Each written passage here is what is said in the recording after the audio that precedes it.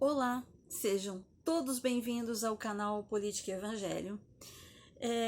Eu vou começar a tentar alternar os vídeos mais curtos, que eu já gravei alguns, com alguns vídeos mais longos, onde eu falo mais diretamente da nossa política, não tanto ainda assim arraigada nos princípios do Evangelho, mas não nesse enfoque, né? Os vídeos mais curtos eu vou pegar escrituras e vou linkar com a política, e os vídeos mais longos eu vou pegar a política e linkar com as escrituras, um pouco. Mas nós vamos continuar falando sobre política e evangelho nesse canal. Eu vou falar nesse vídeo de um assunto que é um assunto interessante, muito interessante, principalmente para esse nosso momento. Nós vamos falar sobre a nova língua. Eu não estou falando de ideologia de gênero, nem da linguagem neutra, nada disso. Eu estou falando de uma estratégia que é usada não só pelo opositor, mas pelo Senhor também em alguns casos, que é uma estratégia de ressignificação, tá? Muitas vezes nós vimos ao longo da história que o Pai Celestial também ressignificou algumas coisas que eram bem terríveis e transformou em coisas belas e maravilhosas e positivas. Eu vou dar um exemplo. Vocês sabiam que a data do 25 de dezembro é uma data que ela é uma homenagem a Saturno? Também é uma data que se homenageia Satanás. Pois há aqueles que acreditam que Saturno ele é a representação de Satanás. E o 25 de dezembro era a data de Saturno ou a data de Satanás.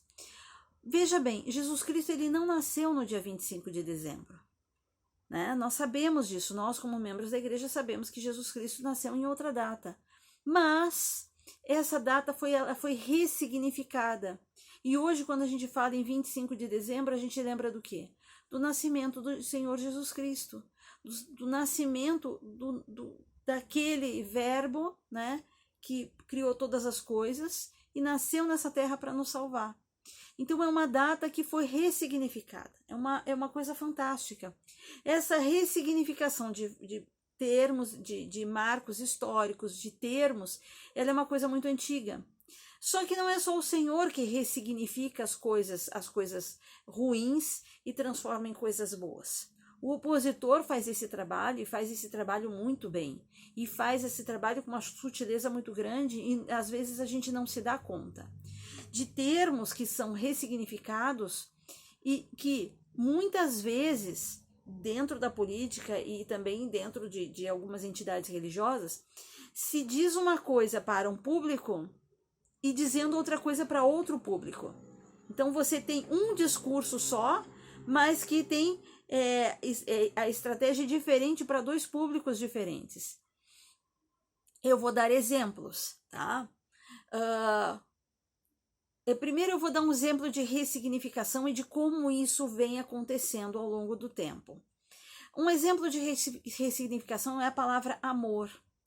Amor é um sentimento sublime, é um sentimento máximo, né, que nós podemos oferecer para o nosso pai, para a nossa mãe, para o nosso cônjuge, para os nossos irmãos, para as pessoas da nossa comunidade religiosa, para os nossos vizinhos, para os nossos amigos. Amor é aquilo que o Pai Celestial nos dá. Então é uma palavra muito sagrada.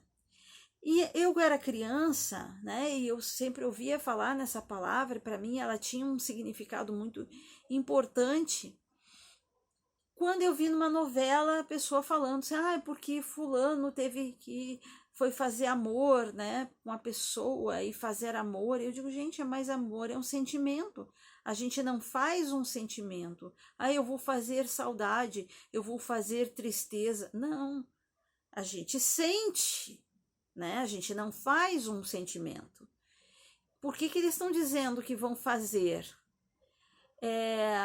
E isso começou lá atrás, Veja bem, há quase 50 anos, ou há mais de 50 anos atrás, eles vão se ressignificando palavras, tá? Então, assim, começa com a palavra, começou eles ressignificando, né? O amor, né? Que é a palavra, que é um sentimento, e atribuindo no sentido de relação sexual, que pode ser com amor. Com o passar do tempo, eles equipararam a palavra amor à relação sexual, muitas vezes sem amor. Então, assim, nós podemos ter uma relação sexual com amor, nós podemos ter amor sem relação sexual, né? E nós podemos ter relação sexual sem amor. Aí a gente vê aquelas frases esdrúxulas dizendo assim: ele pagou para fazer amor. Não, ele pagou por sexo. Foi para fazer amor. Amor é um sentimento sublime. E essa ressignificação, ela não é uma coisa ingênua. Não, ela é orquestrada. Porque hoje, alguns movimentos LGBT, eles vão sustentar que Jesus Cristo era homossexual, que Davi era homossexual, que outras pessoas eram homossexuais, porque está lá, fulano amou, né, como o filho de Saul, né, amou a Davi. Ele amou aquele sentimento de amigo, ele admirou, né, mas não tem nenhuma conotação sexual. Então, quando Jesus Cristo diz amai-vos uns aos outros, ele não está dizendo transar com uns aos outros. Ele não está ordenando um ritual sexual. Ele está falando sobre sentimentos, sobre altruísmo, sobre caridade, sobre o amor no sentido mais sublime e mais elevado. Mas aqueles que querem ressignificar termos, eles querem nos levar a acreditar que essa palavra significa digamos assim, essa interação íntima, né? E quer levar as pessoas a crer que esse era o significado original. Vocês não tenham dúvida disso, que no futuro é isso que eles querem que fique marcado. Esses tempos, eu não assisti a entrevista, mas me contaram, né? Duas moças que trabalham com pornografia, atrizes pornôs, elas queriam fazer uma entrevista de emprego, sei lá como é que diz isso, com homens, né? E elas foram entrevistando esses homens e elas perguntavam, né? O que é o amor? E alguns sabiam responder, outros não. Gente, eles não sabiam dizer o que era o amor. O amor é isso que a gente faz, é com que a gente trabalha. Não, elas não trabalham com amor, elas trabalham com sexo. É diferente, né? Mas para vocês verem até onde chega a ressignificação de termos. E na política não é diferente. E isso também é um tipo de política, uma política social, né? Você fazer essa ressignificação de termos não deixa de ser uma política, ela não é uma coisa orgânica, não, ela é orquestrada. Eles querem fazer com que as pessoas acreditem que esse termo significa isso. E estão plantando isso para o futuro. Atualmente nós temos vários termos que foram ressignificados e que muitas vezes para nós a gente escuta aquele termo e diz, ele está querendo dizer isso.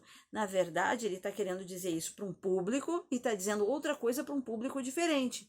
Eu vou dar alguns exemplos. Quando nós falamos em democracia, em defesa da democracia, a gente pensa no momento num conjunto de coisas. Nós pensamos no seu direito de expressão, nós falamos sobre a nossa liberdade individual, nós estamos falando sobre o nosso direito de votar e escolher os nossos representantes legais, os nossos representantes políticos.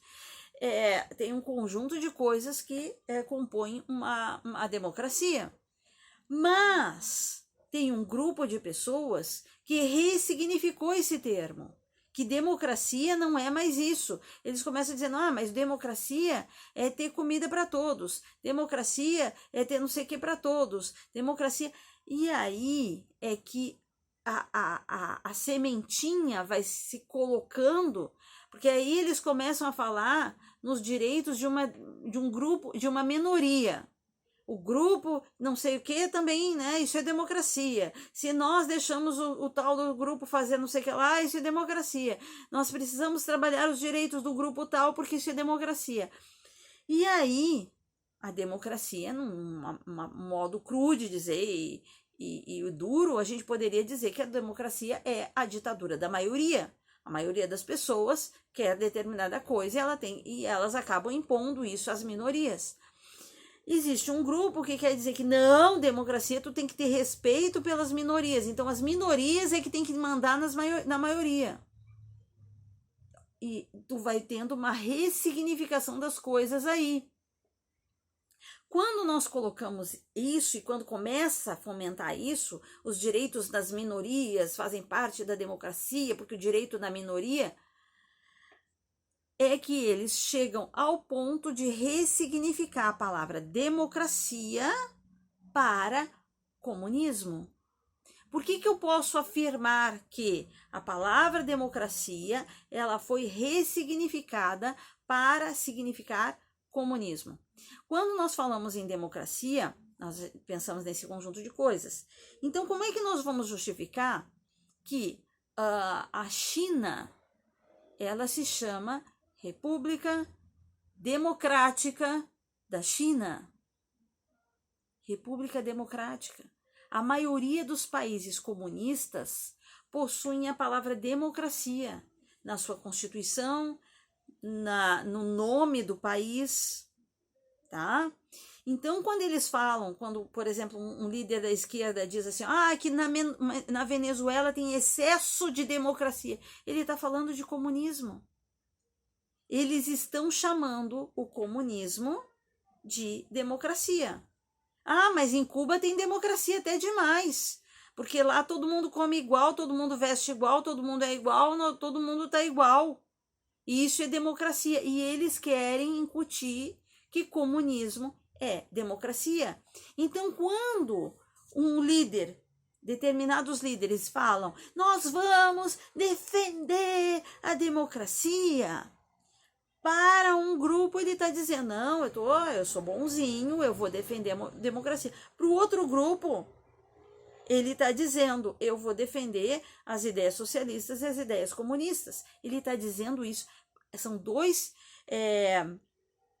públicos diferentes que vão entender as duas coisas diferentes e isso é proposital.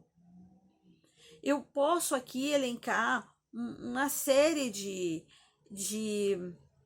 termos que estão sendo ressignificados. Por exemplo, quando a gente fala na nossa pátria, nós estamos falando no nosso país, né? Eu estou aqui com uma camiseta verde e amarela, né? Representando as cores do meu país. Quando eu falo em pátria, eu estou falando disso. Quando eu digo eu quero minha pátria grande, a minha pátria forte, eu estou dizendo que eu quero fortalecer o meu país, eu quero que o meu país cresça economicamente, que dê mais bem-estar aos seus cidadãos. É isso que eu estou dizendo. Mas os grupos, principalmente os grupos de esquerda, quando eles falam em pátria grande, não é isso que eles estão dizendo. Não é isso. Quando eles falam em pátria grande, eles estão falando da expansão do comunismo. Porque a pátria para eles não é a mesma coisa que para nós.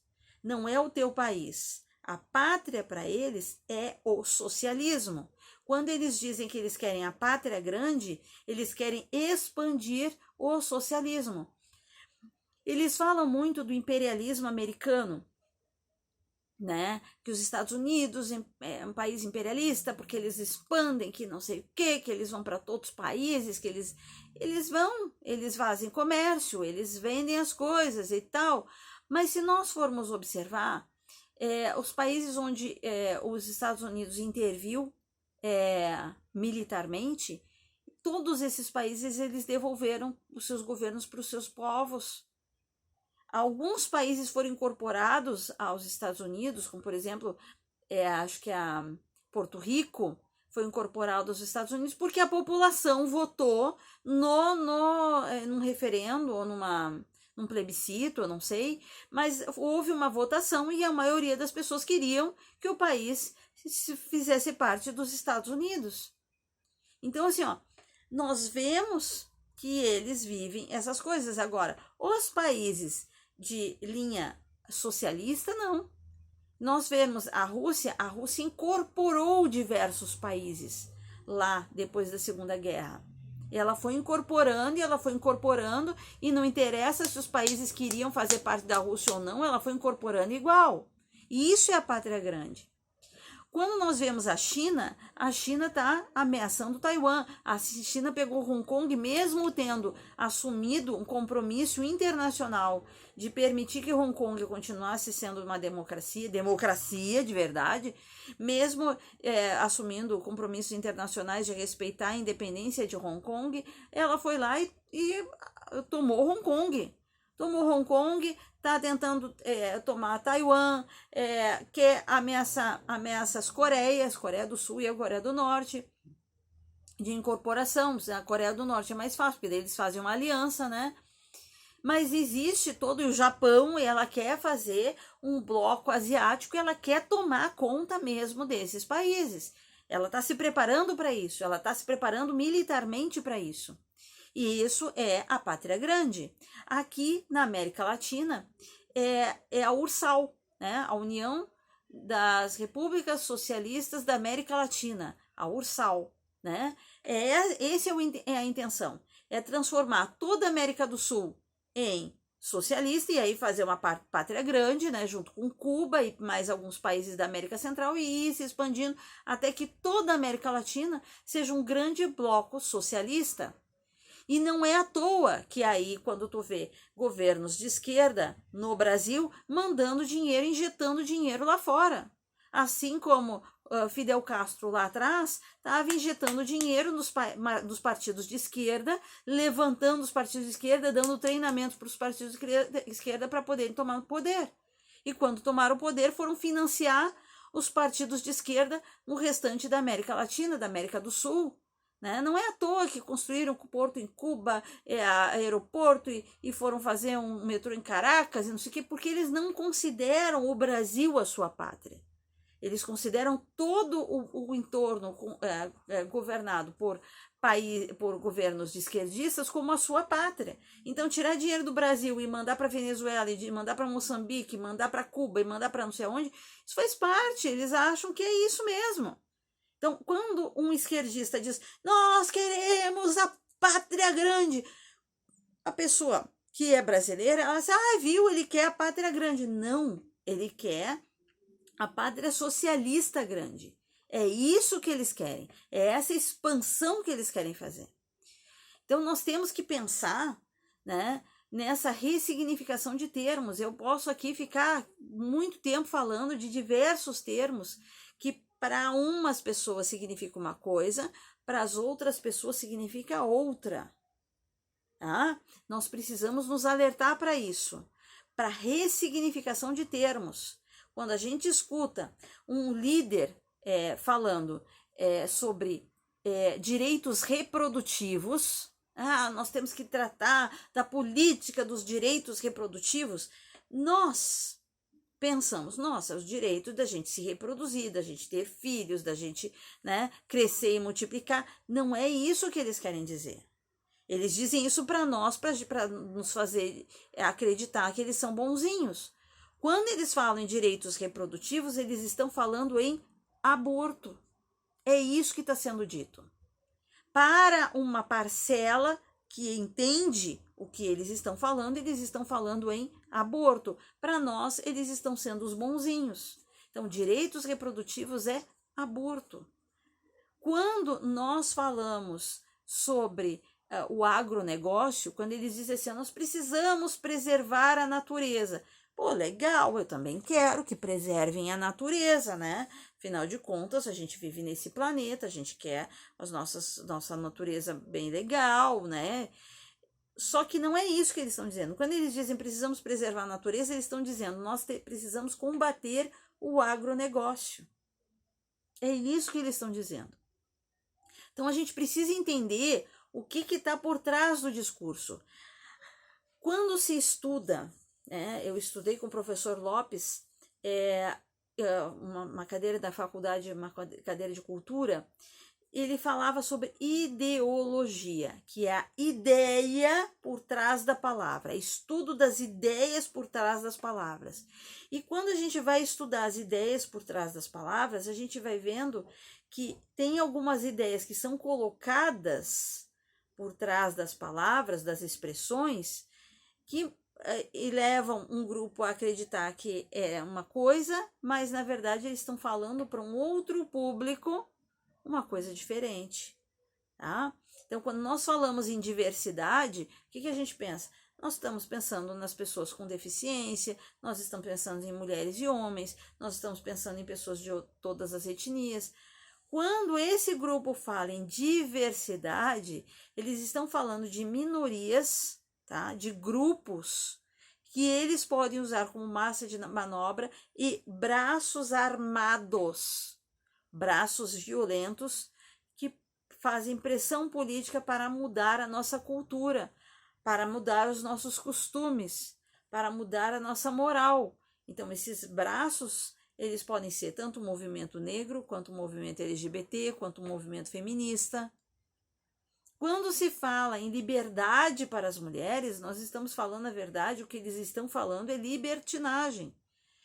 As mulheres não terem vínculo com filhos, não terem vínculo com família, não terem vínculo, né, de afetivo de verdade, que as mulheres podem se masculinizar. O movimento feminista está muito ligado ao movimento pelo lesbianismo, né, ao movimento LGBT. Então, nós precisamos nos alertar dessa nova língua, dessa linguagem. Por exemplo, progressismo. Poxa, que palavra bacana! Quem é que não quer progresso? Ordem, progresso, os lemas da nossa bandeira, né? Quando nós falamos em progressismo, nós pensamos, né, em ir para frente. Para os outros grupos, progressismo é outra coisa. Progressismo é você destruir o tecido social para poder formar, a partir do caos, uma nova sociedade.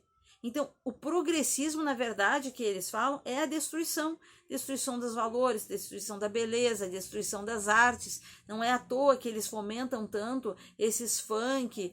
Quanto mais degradante a música, melhor. Quanto mais o clipe é degradante, melhor. A liberação de drogas. Porque depois desse caos, quando a sociedade está completamente arrasada, quando acontece a implantação do socialismo, do comunismo, né? Essa democracia que eles dizem, né? A República Democrática de tal lugar, todo esse caos ele é esmagado, mas é esmagado à força. Vai ver se na Rússia tem movimento LGBT. Não tem. O que aconteceu com os gays em Cuba? Foram mortos, foi tudo pro paredão.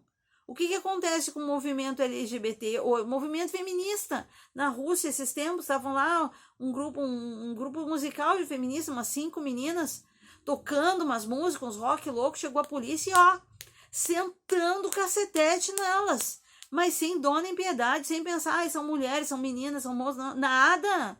Apanharam que nem bicho. Mas são países socialistas, progressistas. Eles fazem isso, é a destruição do tecido social, para depois, a partir do caos, eles poderem colocar em cima a ordem que eles querem. Então, eles vão esmagar os movimentos feministas, eles vão esmagar os movimentos LGBT, eles vão esmagar os movimentos raciais, eles vão esmagar os movimentos, inclusive em Cuba. Quem foi para o paredão também foram os líderes religiosos de matriz africana. Foi tudo para o paredão. Então as pessoas dizem assim, não, mas eles lutam pela democracia. Não, não é isso. É só a maneira, o instrumento para eles fazerem a destruição do nosso tecido social, para depois botar por cima e instalar a ordem que eles bem entendem, que é esse idealismo, né? A ideia de um mundo maravilhoso e fantástico que eles querem implantar em cima. Então, quando a gente vê há alguns grupos, principalmente os grupos de esquerda, dizendo determinadas coisas que parecem ser muito bonitas para nós precisamos entender o que está por trás desse discurso bonito. Porque muitas vezes o que está por trás desse discurso bonito é algo absolutamente cruel, né? E algo destruidor. E isso nós precisamos nos alertar, porque nós temos que abrir a nossa mente e entender as artimanhas que existem por trás do que está sendo dito para nós, tá? Então, assim, ó, é só um alerta para os membros da igreja ficarem, né? Porque muitas vezes esse discurso que a gente escuta esconde um discurso cruel. No meu caso, né, dos direitos reprodutivos, direito ao aborto, né? É isso que está sendo dito por trás. Então a gente precisa compreender que certos discursos que são lisonjeiros, que é só para bonito, na verdade esconde uma crueldade por trás. Então, muito obrigado pela atenção de vocês, tá? Até o próximo vídeo, espero que vocês compartilhem, comentem, curtam, tá? Para ajudar esse canal a crescer e a atingir mais pessoas com as informações que estão sendo passadas. E nos próximos vídeos nós vamos tratar de coisas bem interessantes mesmo, tá? Muito obrigado pela atenção de todos e tenham, né, uma ótima semana.